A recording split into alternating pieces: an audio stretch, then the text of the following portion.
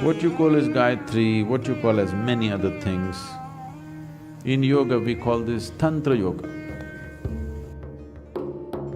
Improper usage of sounds, powerful sounds, can cause serious problems. Someone brought this lady to the program and she had lost her voice almost 6 or 7 months or almost 8 months before she came to me.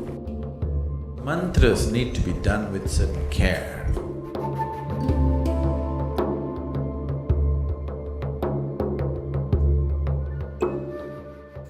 Gayatri is a powerful process, very different in its nature. It is not something that's entirely focused towards one's internal or spiritual growth or that dimension. It involves various things. So this was generally taught to every householder so that for the not so focused people, some substance, some support for well-being, health, success and other aspects of life.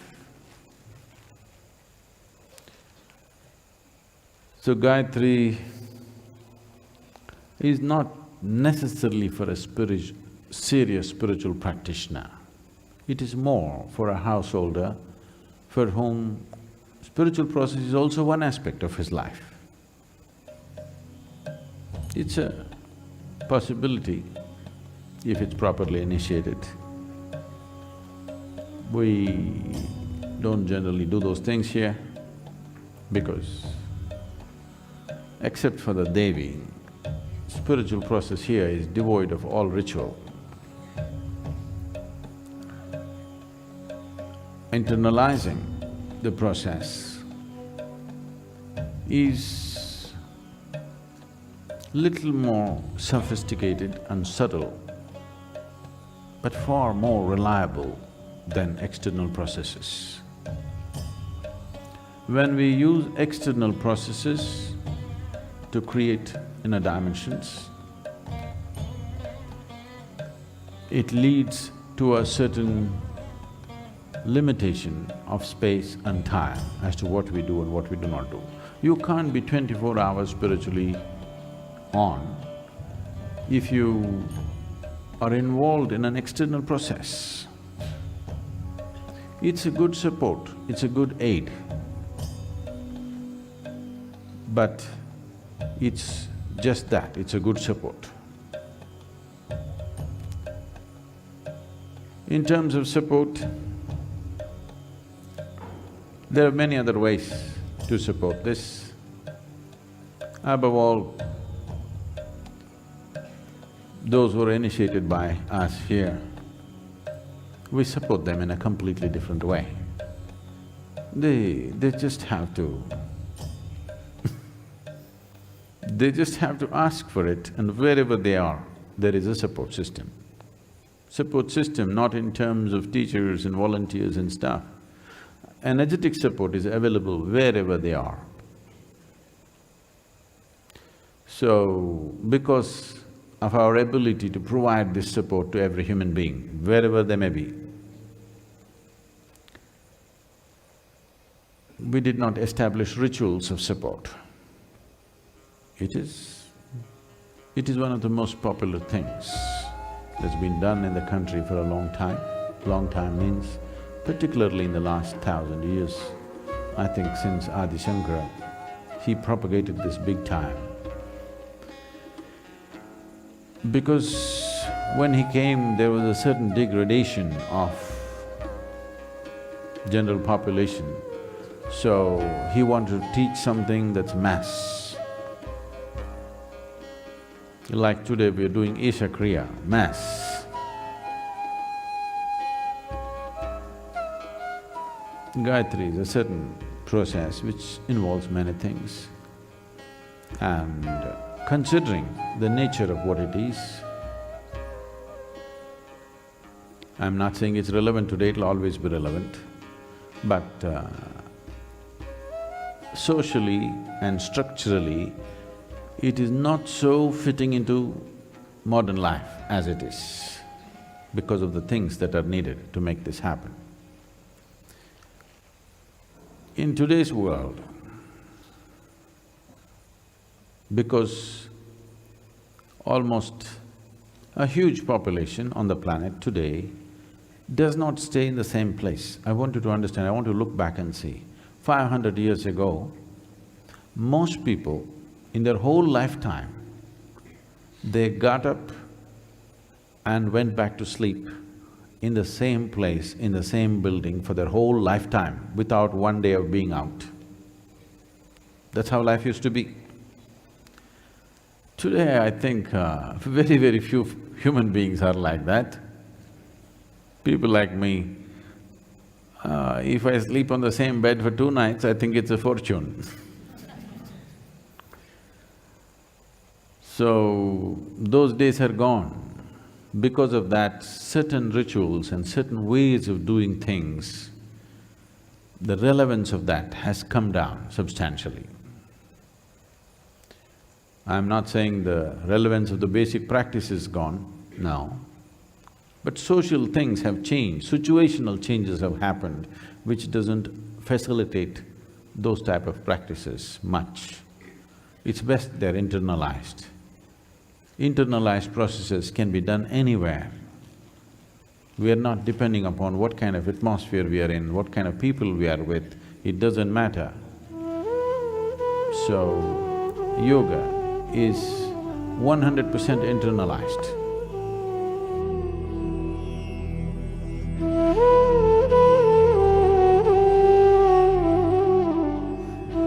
What you call as Gayatri, what you call as many other things, in yoga we call this Tantra Yoga.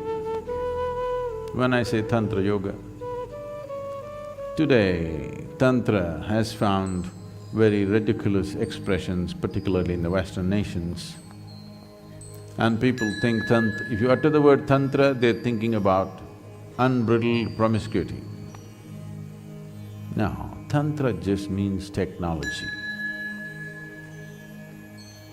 There are various types of tantras.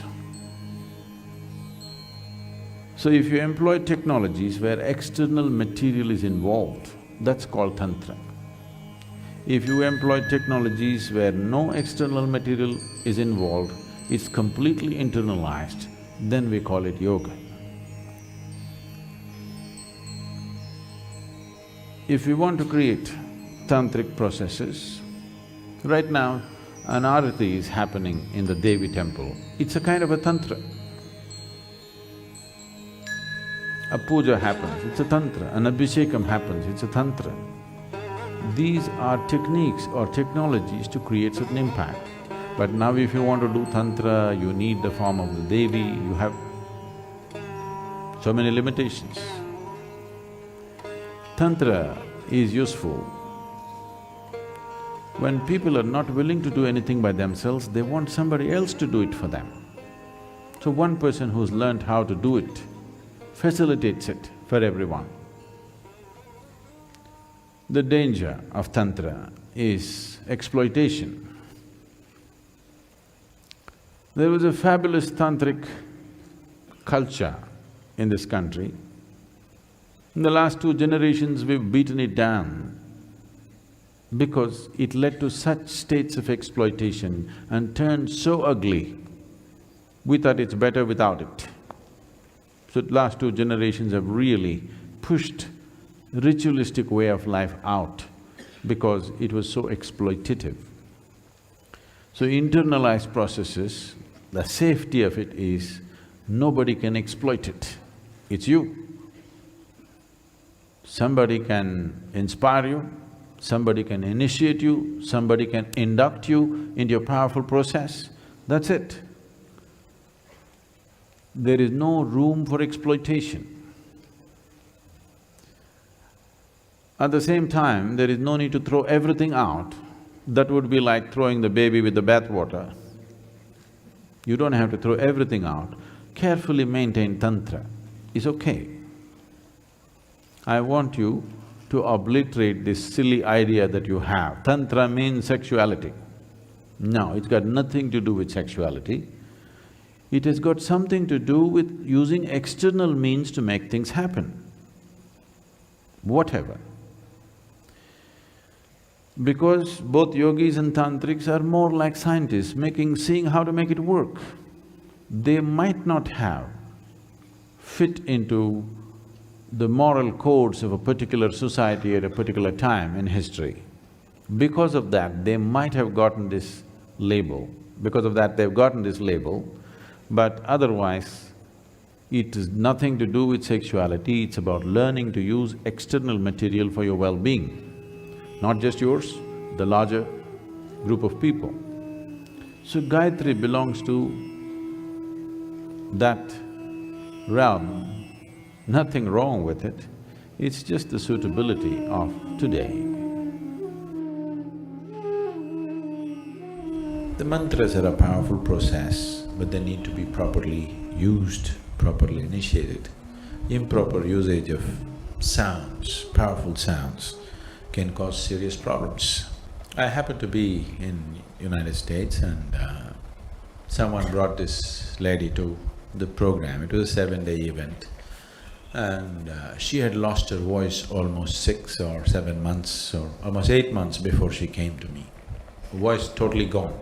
She's seen every doctor, every expert, voice gone. She can't speak a word. Simply empty air comes out when she tries to speak without any sound. They have not been able to detect anything improper with her vocal cords or whatever, everything is proper but she can't speak. So naturally when nothing is there, they will say maybe there is a polyp, maybe there is this, maybe there is that, maybe all kinds of cortisones and this and that, and somebody is suggesting a surgery. There's nothing else, they want to open up and see. So they brought her to me and I looked at her. And then I asked, did you do any practice, any spiritual process? Did you do any mantras? She didn't. Then I said, okay, you be in the program, let's see. So 1 day, 2 days, 3 days, she's becoming anxious because her voice has not come back and I have not said a word about her vocal cords. So by 4th day, she's very anxious. Then she came again and I again asked her, did you do any mantras? When I looked at her, I thought she must have done something. When I looked at her, it's very clear to me she's done something. She said, no. Then I asked, did you come under the influence of some mantras?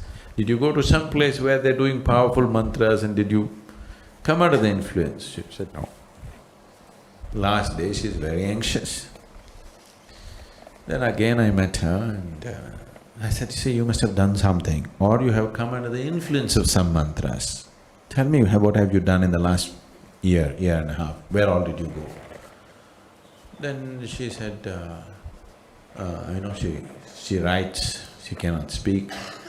She said she did Gayatri. Oh, I said, where did you learn Gayatri? She said, I went to India and I bought a CD.